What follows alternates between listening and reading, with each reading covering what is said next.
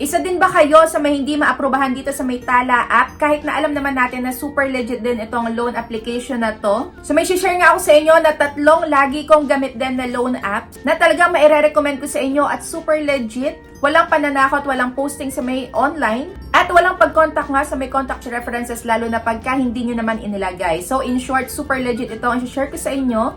At ito na din yung sagot ko sa may nag-PM sa aking Facebook page na sabi niya, "Hello sis, hindi ako naaprubahan sa may Tala, so ano ba ang recommended mo na legit? So please help me and thank you." So ayan, kung interesado nga kayo na malaman kung ano pa pwede nyo pag-applyan na talagang maaasahan nyo pang matagalan din, hindi lang siya 7 days. So ayun, just keep on watching until the end of this video. Pero syempre, congratulations nga pala sa my weekly Gcash giveaway winner ko. So kung nakita nyo na yung pangalan nyo dyan or username nyo ay i-PM nyo na ako sa aking Facebook page para maklaim nyo na yung prize nyo. So ayan, pag kayo ay updated lagi sa mga ina-upload ko dito sa my YouTube ay baka isa na kayo sa may mapasali dyan sa aking weekly Gcash giveaway.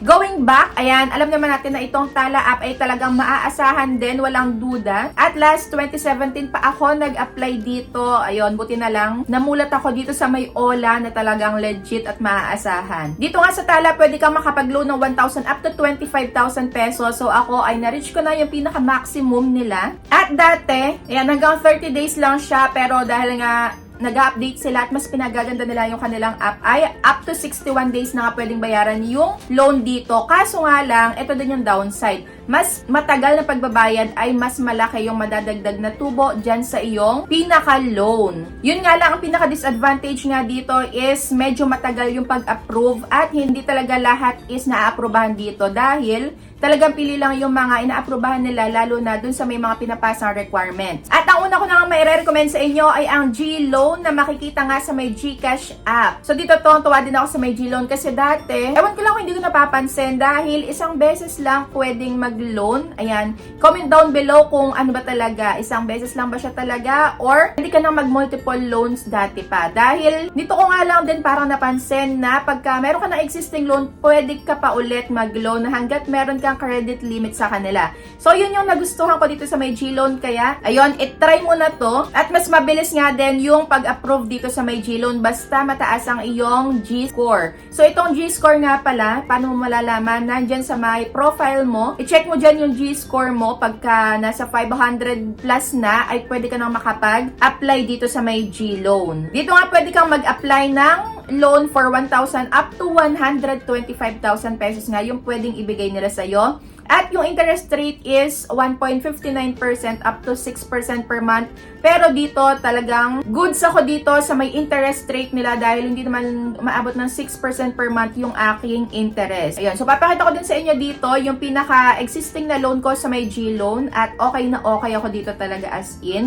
Yung repayment terms ay up to 12 months. So yun, unlike sa may Tala, up to 61 days. Tapos pagka mas matagal, mas malaki yung babayaran nyo. So yun lang yung medyo na downside ako dito sa may Tala. At yung advantage nga dito sa may G-Loan ay lower interest rate than Tala. Ayan, mas pinahaba yung pagbabayad at sa may pag-disburse naman ng pera, same lang naman na mabilis. Yung downside nga lang dito is nagre-require to ng mataas na G-score. Pero syempre, yung G-score naman na yan is depende sa inyo kung paano nyo mapapataas. Kailangan lang lagi nyo gamitin yung Gcash app. Lalo na kung magbabayad kayo ng bills online, magbabay ng load sa may transactions nyo, yan, lagi nyong gamitin. So, ang next ko na nga na may re-recommend sa inyo ay ang S-Loan. So, itong S-Loan ay makikita sa may Shopee app. Lagi nyo i-update yung Shopee app nyo dahil baka pwede nyo nang i-activate itong S-Loan nyo. Dito sa may S-Loan is pwede mo talagang ma-cash out as in pera. Cash talaga papunta sa may Gcash account mo. So, meron din akong ginawang tutorial about dyan. Nandito din sa aking YouTube channel. So, dito naman sa may S-Loan, goods na goods din ako dito dahil pwedeng cash mo ma-withdraw. Pwede ring ipambili mo yung credit limit mo dito sa may gusto mong bilhin sa may Shopee app. At pwede ka nga nila ditong pautangin ng 2,500 up to 100,000 pesos. Yun nga lang pagka na-activate mo na to, nabigyan ka na nila ng limit, mataas din or mabilis din magtaas yung credit limit dito dahil ako 60,000 pesos na nga yung pwede kong ma-loan dito. At, ayan, meron din akong mga existing loans dito. Yan, gamit na gamit talaga. Dahil yung interest rate dito is 1% to 5% monthly. Ayan, hindi pa naman umaabot sa may 5% monthly yung interest ko, kaya okay na okay din ako dito.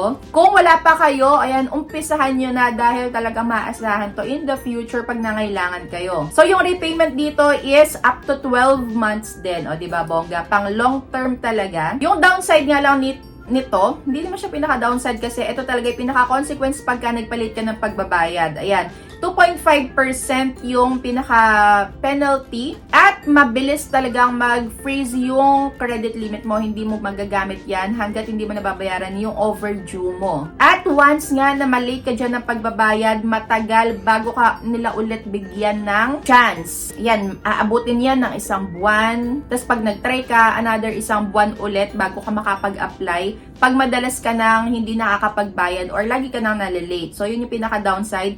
At pagka lagi kang late pala dito, maaaring hindi mo magamit yung credit limit mo sa may SPay Later. So, yung SPay Later, ito naman yung pwede mo lang ipambili or ipang shopping yung credit limit mo dito. Ayan, buy now and pay later. At yung pinaka-last nga na maire-recommend ko sa iyo ay ang Maya Easy Credit. So, ito, inuunahan ko na kayo. Medyo matagal yung pagkaka-approve dito. Pwedeng umabot din ng hanggang months. Pero kung lagi nyo ang gagamitin itong Maya app, ayan, maglalagay kayo ng savings sa may Maya wallet nyo. Huwag kayong magsi-zero balance. Maglagay kayo kahit 50 pesos, 100 pesos. Lagi nyo din gamitin sa may transactions, pang buy ng load, pang transfer ng money. Syempre, pang bayad ng bills. Gamitin nyo lagi parang GCash kasi talagang maire-recommend ko din to sa inyo.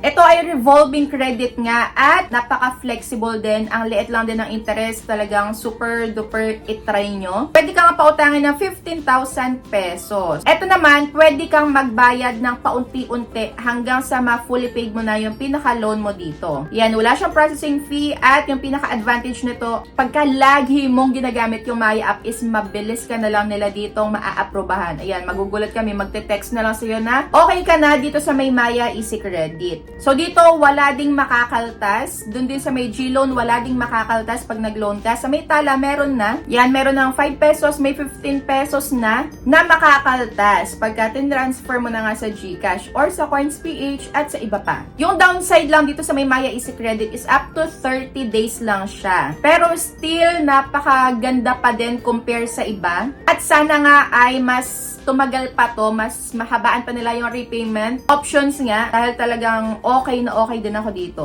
So that's it for today sa video. Kayo na ang mag-decide kung ano pa yung gusto nyong applyan, pero kung ako sa inyo, applyan nyo lahat dahil hindi nyo naman nga alam kung kailan kayo mangailangan ng pera para marami kayong options at lahat na ngayon legit. Wala kayong matatanggap dyan na kahit na anong pananakot at talagang recommended ko yan.